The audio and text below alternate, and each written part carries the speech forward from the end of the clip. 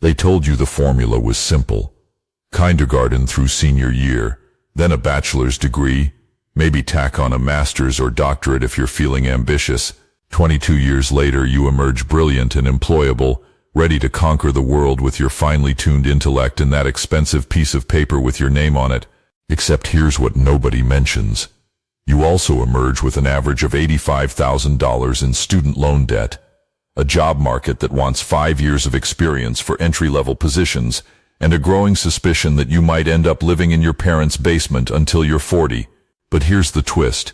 Getting smart doesn't require any of that. Not the debt, not the decades, not even the basement. Your DNA isn't holding you back either, no matter what you tell yourself when you bomb a test. Turns out intelligence isn't locked behind tuition payments or genetic lottery tickets. It's shockingly accessible, and the people charging you 6 figures to obtain it really don't want you knowing that. Let's be honest about something. Compared to literally every other species on this planet, you're already winning. A dolphin can't file taxes. A crow can't debug Python code. Your golden retriever has never once contributed to the household income, no matter how much you love him. Humans are absurdly overpowered in the intelligence department, and yet here you are questioning whether you're smart enough. When you say you want to get smarter, you're not asking for the ability to outthink a chimpanzee. You already have that locked down. What you actually want is way more specific and honestly way more useful. You want skills that translate into actual money, the kind that show up in your bank account and pay for rent. You want to solve real problems, preferably the kind people will compensate you for solving. You want to tackle complicated subjects, partly because they're lucrative, and partly because it feels good to flex on people who said you couldn't. And maybe most importantly, you want to sound intelligent when you talk to people, sharp enough that they respect you, relatable enough that they don't think you're unbearable, that sweet spot where you're clearly knowledgeable, but not the person everyone avoids at parties. So you go looking for advice on how to get smarter, and what does the internet give you? Either it's so abstract and philosophical that only someone who already has their life together could possibly follow it, or it's the same recycled list of brain optimization tips that have been circulating since 2008. Neither one is helpful if you're trying to actually learn something today. The vague stuff sounds inspiring until you try to apply it. Cultivate curiosity. Embrace lifelong learning. Seek knowledge in all forms. Great, thanks, that's super actionable. What am I supposed to do with that? Walk around being curious? Check that box and move on? Then you pivot to the specific advice, and it's all optimization theater. Eat more omega-3s, because fish oil equals brain power. Drink green tea for the antioxidants. Do Sudoku puzzles daily. Get 8 hours of sleep minimum. Meditate for mental clarity. Take cold showers to boost alertness. Listen to Mozart because apparently that worked in one study from 1993. Sure, these things are probably good for you. Sleeping enough and staying hydrated won't hurt. But at some point you actually have to learn information, and none of these tips tell you how to do that. They're maintenance hacks, not acquisition strategies.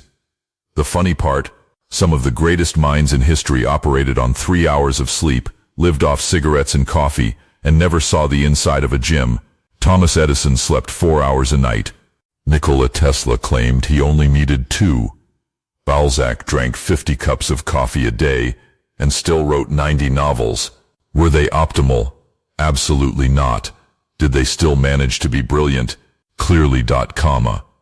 Here quotes what actually works. Reading. Not brain games, not supplements, not productivity hacks. Just books. The most boring answer possible, and also the only one that delivers. Fiction does something sneaky. It trains your brain to process words faster, which means you can consume information quicker across the board. Your vocabulary expands without you even trying because you're absorbing new words in context, which is how your brain actually learns them. Plus all that dialogue, it's basically a cheat code for learning how people talk. You're getting social exposure without the awkwardness of actual human interaction. Win-win. Non-fiction is where the real flex happens, though. One solid book on economics, and suddenly you can drop terms like marginal utility and comparative advantage into regular conversation. A book on psychology and you're casually referencing cognitive biases like you've been studying them for years.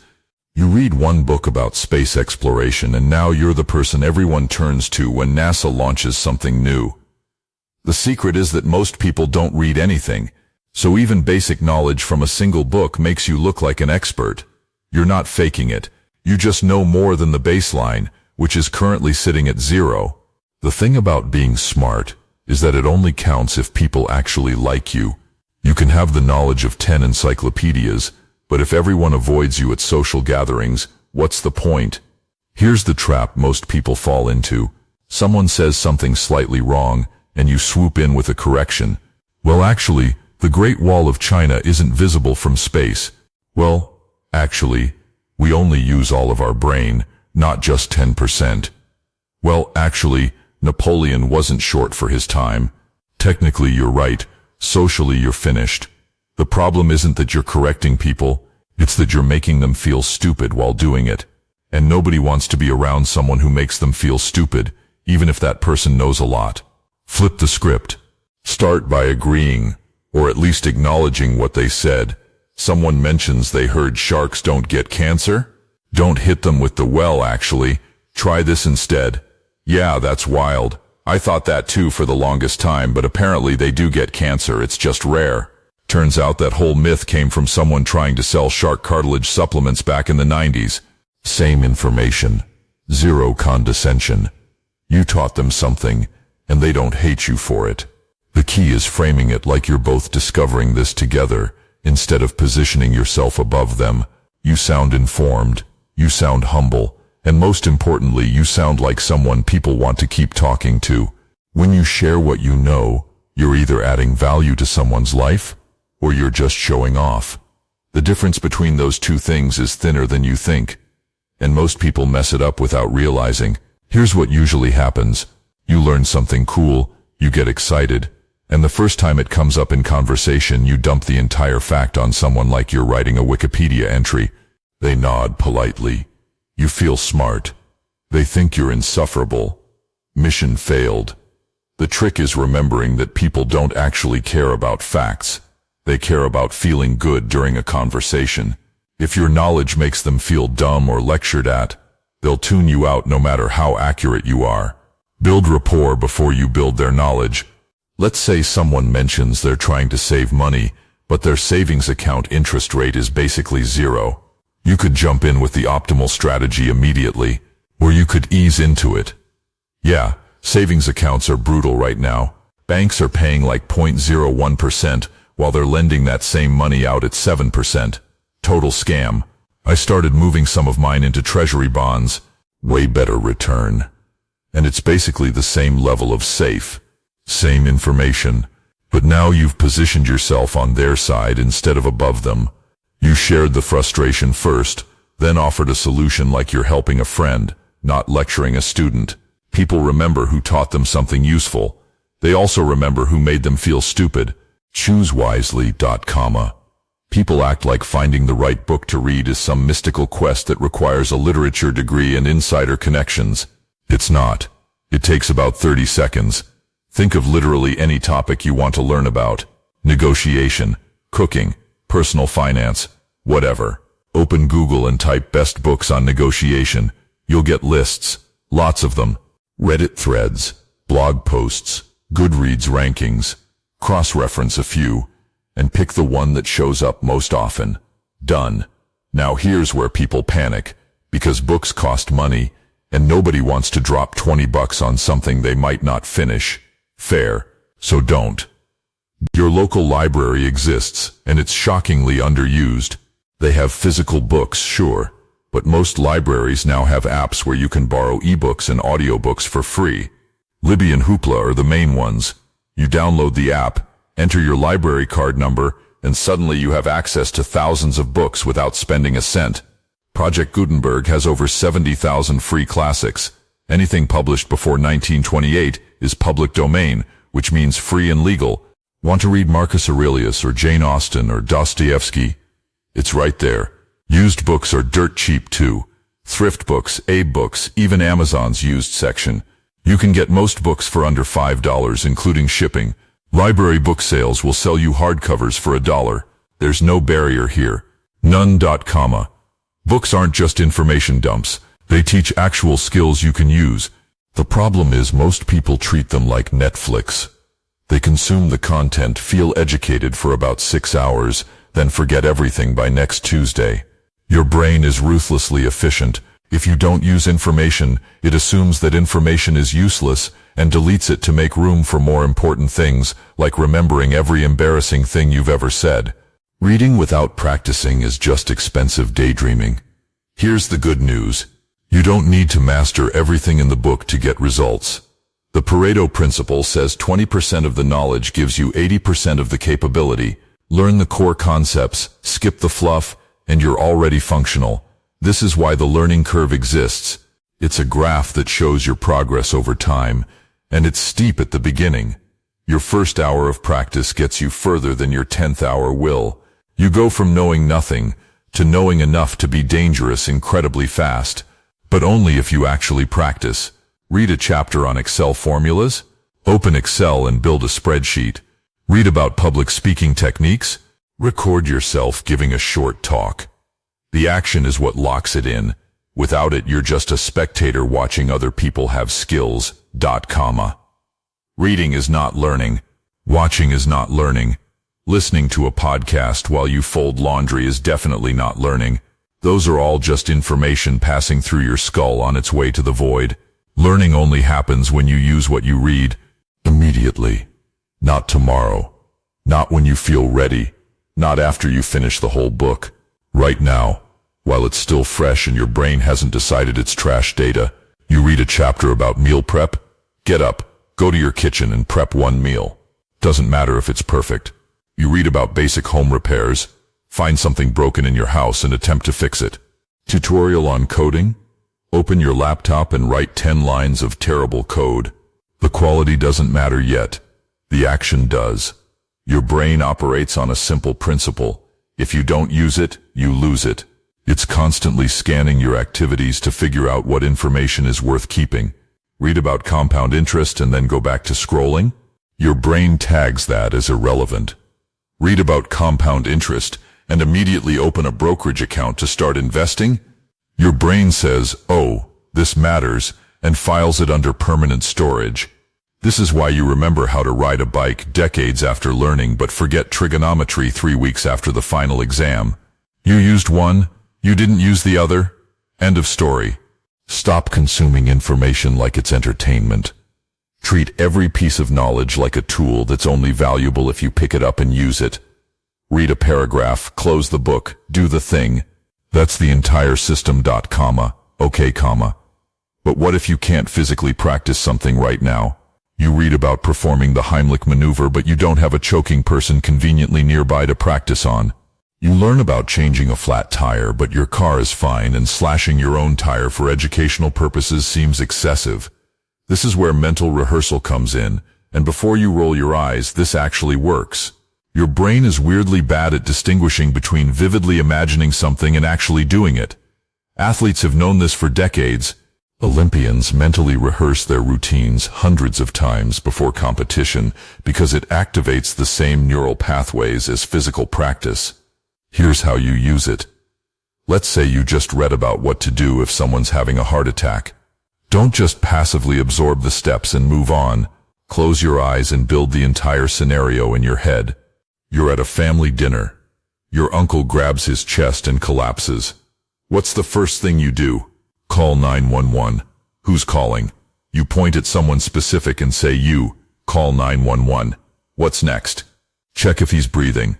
How? You tilt his head back. Put your ear near his mouth. Watch his chest. Not breathing. Start compressions. Where do you put your hands? Center of the chest, between the nipples. How hard? You're trying to compress about 2 inches deep. How fast? Staying alive, by the Bee Gees. That's the tempo. Walk through every single step in vivid detail, like you're actually there. The more specific and realistic you make it, the better it sticks. Your brain tags this as a real memory, something you've done, not just something you read. This is infinitely better than highlighting passages or rereading the same page 5 times, hoping it magically absorbs. Visualization tricks your brain into thinking you already used the information, so it keeps it. The school system accidentally figured something out, which is shocking considering how much they get wrong. They realize that if you create a fake scenario where information matters, your brain will try to remember it. That's what tests are. Artificial situations where knowing the powerhouse of the cell might determine whether you pass or fail. Your teacher gives you a study guide. You cram the material. Test day arrives, and suddenly that information feels critical because there are actual consequences attached to it. Your brain says, okay, this matters right now, and temporarily holds on to it. You take the test, turn it in, walk out of the classroom, and within 48 hours you've forgotten most of it. Why? Because the fake high-stakes situation is over. Your brain performed the task, concluded the information is no longer useful, and deleted it to make room for literally anything else. Now here's where people mess up when studying on their own. They reach for techniques that sound productive, but don't actually simulate real use. Flashcards with definitions, mind maps with color-coded branches, spaced repetition apps that show you the same fact at calculated intervals. These might help with memorization, barely, but they don't trick your brain into thinking the information is necessary. Practice questions do. They force you to retrieve and apply what you learned under pressure, which is the closest thing to actually using it. Your brain doesn't care if the stakes are real. It just needs to believe they are. You don't need a teacher or a formal test to make your brain think information matters. You can manufacture your own stakes, and yes, this sounds ridiculous, but it works. Pretend you're in a life or death scenario where knowing this information is the only thing keeping you alive. You're dangling off a cliff, holding on with one hand, and someone's standing above you ready to pull you up, but only if you can correctly name all the organelles in a eukaryotic cell: mitochondria, endoplasmic reticulum, Golgi apparatus, nucleus, ribosome. Get one wrong and you fall. Dramatic? Absolutely. Effective? Also absolutely. Your brain doesn't actually know you're sitting safely in your bedroom making up absurd scenarios. It just registers that retrieving this information feels urgent, so it prioritizes keeping it accessible. The more ridiculous and specific the scenario, the better it sticks, because now there's an emotional component attached to the memory. But here's the real weapon. Practice questions. Not reading the material again, not summarizing it in your own words, not watching another explainer video. Questions that force you to pull the answer out of your brain without any hints. Every textbook has them at the end of chapters. Online courses have quizzes. If you're learning something on your own, make up your own questions or find problem sets. The act of struggling to recall the answer and then checking if you're right creates a memory loop that passive review never will. This is why students who do practice exams before the real test outperform students who just reread their notes by a massive margin. One group is training retrieval under pressure. The other is just rereading words and hoping they stick. Textbooks are the most hated learning tool in existence, and also the most effective. Everyone avoids them because they're dense, boring, and remind you of sitting in a classroom fighting to stay awake while your teacher drones on about polynomial equations. Fair. But if you actually want to get smart fast, textbooks are undefeated. Here's why. They contain zero entertainment value, which sounds like a weakness but is actually their greatest strength. A YouTube video on calculus has to keep you engaged or you'll click away, so it fills half the runtime with jokes, animations, unnecessary tangents, and a sponsor segment for a VPN you'll never use. Entertaining? Sure. Efficient? Not even close. You watch it, feel like you learned something, then try to solve an actual problem, and realize you retained almost nothing. Textbooks don't care if you're entertained. They exist to transfer information into your brain as directly as possible. No stories about the author's childhood. No filler. Just concepts, explanations, examples, and then the real magic. Practice problems. Hundreds of them. Most textbooks structure every chapter the same way. Introduction to the concept. Detailed explanation with worked examples. Then problem sets ranging from easy to brutally difficult. You can't fake your way through them.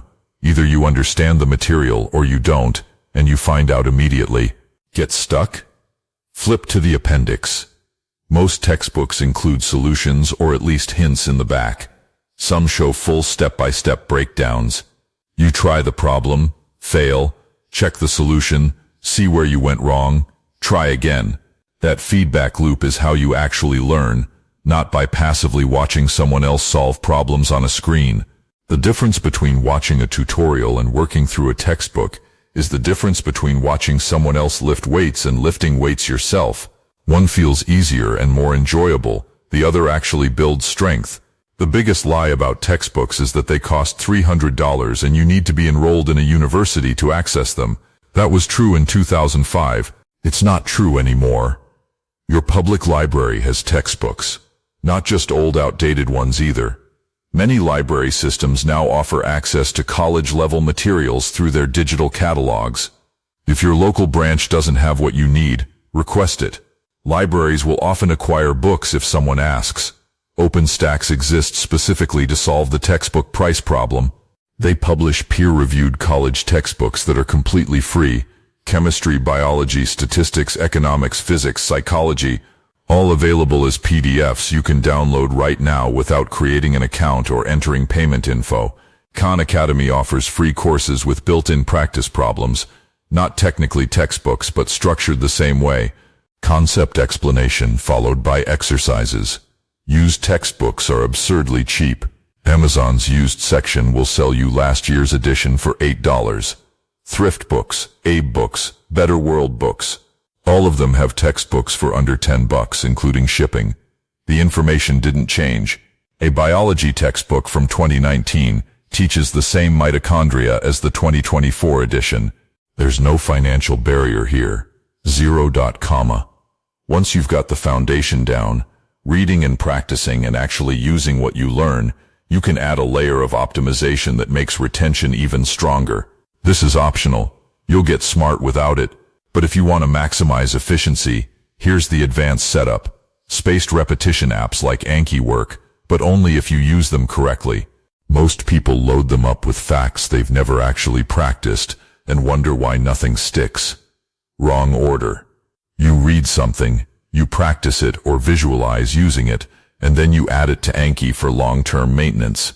The app shows you the information at calculated intervals right before you're about to forget it, which reinforces the memory each time. It's not a replacement for practice. It's a supplement that keeps practiced information fresh. Think of it like going to the gym to build muscle, then doing light maintenance work to keep it from atrophy. You wouldn't skip the gym and only do maintenance. Same logic here. Track your progress weekly, not obsessively, just enough to see if you're actually improving. Finish 3 chapters this week. Solve 20 practice problems. Learned a new skill you can now do without looking at instructions? Write it down. Seeing tangible evidence that you're getting smarter is motivating and also keeps you honest about whether you're actually putting in the work. Daily sessions. Beat marathon cram sessions every single time. 30 minutes a day, every day, will make you smarter, faster than 3 hours once a week. Consistency builds the habit, and the habit builds the intelligence. You're training your brain like a muscle. Small daily stress, recovery, repeat. That's how you get stronger. What does getting smarter actually look like in practice? Not abstract intellectual growth. Real tangible wins you can measure. Money skills first. Read a book on investing, then immediately open a paper trading account. Robinhood, TD Ameritrade, E-Trade, they all offer simulated trading with fake money. Apply what you just learned. Build a portfolio. Watch it grow or crash. Learn why. Do it again. Within a month you'll understand markets better than 90% of people who just keep their savings in a checking account earning 0 interest. Problem solving comes from doing hard puzzles and then applying that same logic to real situations. Solve Rubik's Cubes, chess problems, logic puzzles, whatever. Then take that pattern recognition ability and use it to debug code, optimize your work process, or figure out why your Wi-Fi keeps dropping. The skill transfers. Want to master a difficult subject? Grab the textbook, work through it, then take practice exams until you can pass them consistently. MIT OpenCourseWare has exams for almost every subject. Take one. Grade yourself honestly. If you pass, you know the material at a college level. Congratulations, you're now educated in that field without paying tuition. The conversation piece happens automatically. You're doing interesting things and learning useful skills. People ask what you've been up to, and you actually have something to say. The flex is effortless because it's real, comma. So here's the whole system. Pick what you want to learn.